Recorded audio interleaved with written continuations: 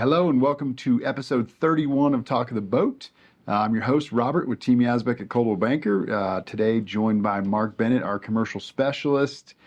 For our Ask Me Anything episode today, we're going to talk about some seasonal activities around the Yampa Valley coming up here in the fall.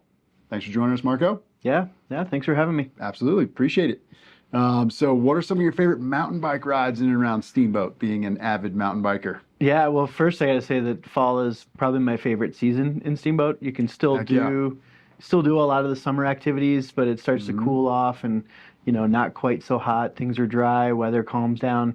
Yep. So my favorite, I would say, is going to be most of the stuff up on Buff Pass. Flash of Gold, Grouse Creek, the new Billy's, Gem. Amazing, just beautiful rides, and as the leaves kind of start changing, you see some just really beautiful scenes up there. Nice. So is Flash of Gold named for the aspen fall colors? It really is, yeah. There you go, that's what I figure. Yeah. So Flash of Gold, in the fall, you're just in these huge, old growth aspen groves with Buff Pass and Steamboat off to your right the whole way up there, and it really is just a magical climb. It's not too difficult. I think the whole thing is somewhere around 11 miles if you do the whole thing. Nice. So it's as much or as little exercise as you want to get out on that ride. Beautiful, man. Love it. I'm excited. Yeah, it's good. Now you're a big river guy. Can you still float any of the rivers in Colorado this time of year? Yeah, definitely. So the Yampa's pretty much done. They've been opening it and closing it depending on water levels and whatnot, but basically for tubing. No rafting is really being done, and paddleboarding is even questionable. Fins are dragging; it's just too low. Yeah. But we're fortunate; we've got the Colorado River that you can access in a few different spots, very near here. Hour to 2 hours away. You can hit. We call it the Upper Sea, downstream from Kremling. There's a few different stretches between Kremling and State Bridge. And there's another takeout below that called Two Bridges. So, roughly an hour from town drive, and beautiful water up there. Yeah. Dam released because it's the Colorado River. So, it stays good typically well into the fall. Yeah. Until it's too cold. Basically you can still do that. And then we got Shoshone down in the Glenwood Canyon as well. Yeah. If you want some more adrenaline, class 3, close to class 4 kind of stuff. Yeah. And then the Green River as well. There's a few sections of the Green River downstream of Flaming Gorge that are beautiful this time of year as well. Yeah, that's amazing. I know we did. You guys were just there, right? Well, we were in Green River and did, I think it's the C section. I'm not entirely sure on the nomenclature there, but yeah, we did 2 different sections. Through Browns Park is really flat and still water, very kind of slow. So that was a long day. 5 hours is kind of a long time on the river for a lot of people. Yeah. And then we did another shorter stretch a little further upstream, slightly steeper. And that one was done about the same length on the river. We think it's around 6 miles. Nice.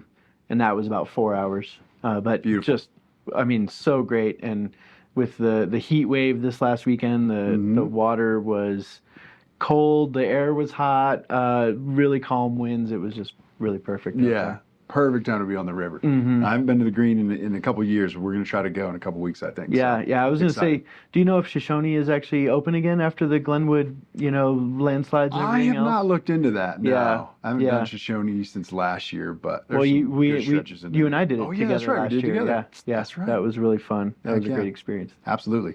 Iron Mountain Hot Springs is a good end to that day, right? In Glenwood, if you hit the river down there. Cool. So what about fall colors? Obviously, that's like a major deal around here. It's a tourist attraction. People come from all over the place to check out the fall colors. Yeah. So what's your favorite place to take it in? Well, I think that Flash of Gold, we already mentioned, that's my my favorite bike ride in the area. Right. I would say the next one would probably be some of the hikes in the area, and it depends on kind of what elevation you're at. The high country stuff up on, in the Flat Tops Wilderness or Mount Zirkle Wilderness are really great spots up at the top of Buff Pass. You have, another access to the Zirkle Wilderness. So those are where I'd start, right now if you were looking for colors to change, because we're seeing just a couple of trees changing down lower in the valley. Right. And then you can kind of move down another section that I really love, Silver Creek up on Lynx Pass, and then Sarvis Creek, which is a wilderness area trailhead out in Pleasant Valley just below Stagecoach on the Yampa River. Nice. And that's low elevate, relatively for Steamboat, low elevation. Right. And so you start in the valley floor and kind of go up the mountain that way. Heck so yeah. Just got to look at where the colors are currently changing. Nice. That's awesome. Right. Yeah. So if you time it and you're really into it, you kind of start in the high country and work your way down. Exactly. Get a month of leaf peeping at that point, right? Yep. You just got to follow it, right? Yeah. Look at it and follow it. And hopefully with a little more moisture this summer, we'll have a little bit better color season this year. I know the drought has sort of affected it the last few years. Yep. So fingers crossed that we'll see some really great colors this year. Yeah, if the moisture keeps up, should be a really good season. Yep. Nice. As we head into fall and school activities and that kind of stuff, what are you looking forward to with the family, and what are you guys going to get into? Yeah, we are. The kiddos are at the biking age, pretty good biking ages. I got an 8-year-old and a 4-year-old. 8-year-old got her first real bike with gears and disc brakes and shocks and everything. So she's nice. Jumping on that thing every chance possible. And 4-year-old is about to take the training wheels off, so she's trying to keep up with her. Yeah. But I got a little bike seat in front of my bike too to take her out on the longer ride. So been biking a bit around the neighborhood and rafting outside of town. Right. So the Yampa's dried up, like we said. So the day trips aren't as easy. So we're going to try to catch a, overnight or two, probably on the Upper Sea and Green. Yep. And just enjoying the fall colors and camping, right? I mean, it's a beautiful time to get out and camp a little bit. Nice and cool at night and not too hot during the day. Right. Yeah, and great time to start heading west out into the desert too, because you get a little bit, keep the hotter days and get some cool nights. It's definitely one of my favorite times to head out there. Thinking about a Moab trip, maybe next month. So and if you're looking for a good place to take the kids on some of their first trails, I think my favorite spot is at the Dry Lake Campground. Okay. And it's called Fiddlefern, and it's just a little short trail. The western section is pretty easy for the kids, and you can do an out and back on that. And as they get better at hills, you can probably put together the whole loop. Ooh, nice. And then right across the street is Panorama, and those are all right at the Dry Lake Campground. Nice, man. I love it. That's good tips. I appreciate that. All right, so hiking trails. What do you recommend? Beginner to advanced hiking. So beginner starting right downtown Spring Creek. I mean, you really can't beat it for a casual hike. There's a kind of a road section for the first mile, and then there's a choice at that point. You can stay on that road and kind of head up, towards Buffalo Pass.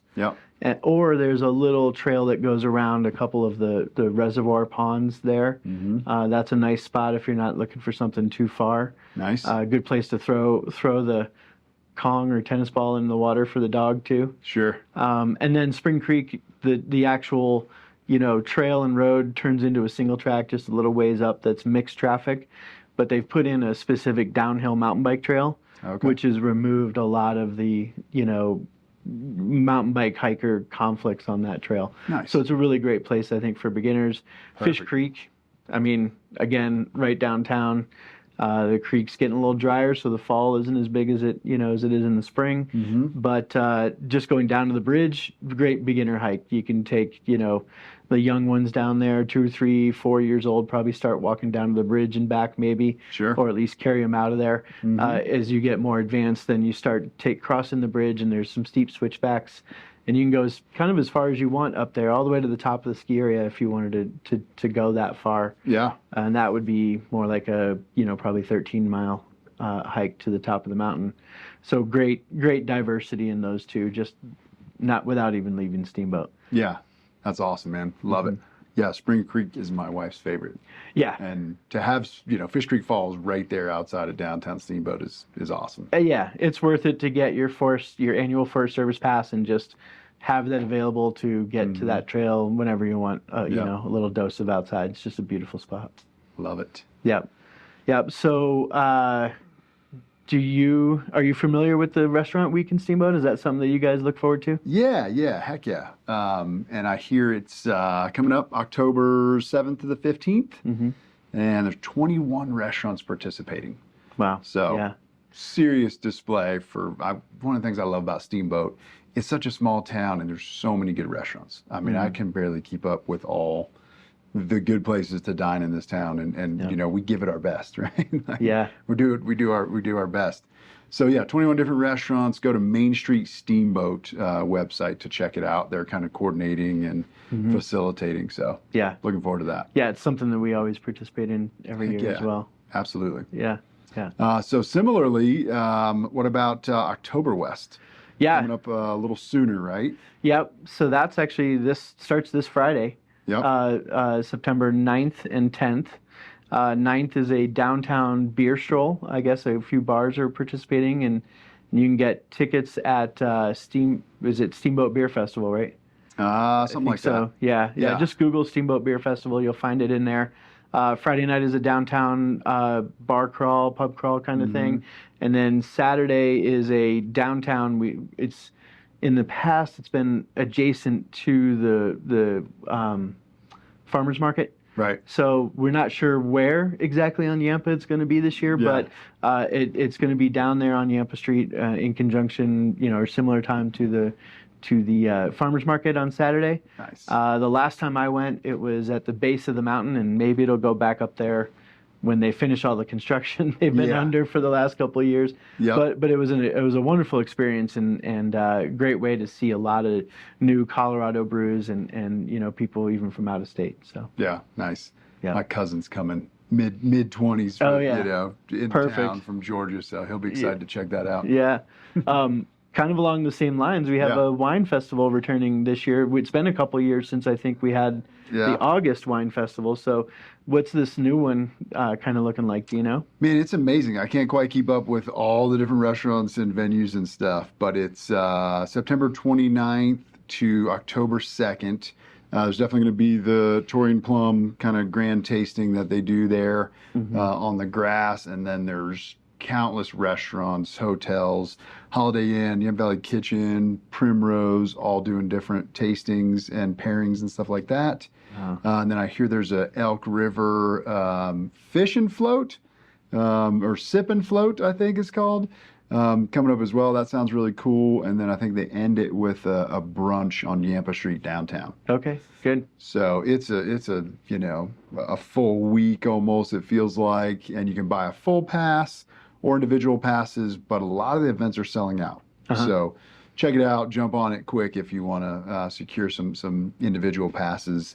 That website is steamboatfoodandwine.com. Okay, yeah. Heck yeah. So what are you most excited about heading into the fall season here in Steamboat, man? You said it's your favorite season. Yeah, I just love the diversity of activities, for the fall. We usually plan a desert trip. Some, high desert. I think we're looking at maybe Capitol Reef in late October. Ooh, nice. So I've never been up into that area. I've kind of driven through great it. Spot. So that's something that we always look forward to is at least one fall desert, high desert trip. Yep. That's a Steamboat staple, man. I love that. Yep. The people get out from Steamboat and get to the desert. Yep. Pretty regularly. Yep. And then the mountain biking is just perfect right now. Like I said, the weather's calmed down. It's a little cooler during the day. It's a perfect time to get out and enjoy our local trails. Yep. There's hunting. There's kind of any activity that you want to. Yeah. But that's going to be my main thing is trying to get some desert trips, maybe a little paddling, and definitely as much mountain biking as I can fit in before ski season. Nice. I love it, man. That's great. Yeah. All right. Perfect. Thanks for joining me. Yeah. Thanks for having me. Hope this helps answer some questions about some of the activities and festivities coming up in the fall. If you have specific questions, reach out to us. We'd love to chat with you. And thanks for joining us. We'll see you next week. Thank you so much for joining us for another episode of Talk of the Boat. If you enjoy this content, please subscribe on whatever platform you're viewing, like, and share with somebody else you think might enjoy it. We'd really appreciate that. Also, if you have any real estate related questions that you'd like us to answer on the air, please send those to us by email, text, or direct message. And as always, if you have any real estate questions or needs that we can help you with, please reach out. Thank you.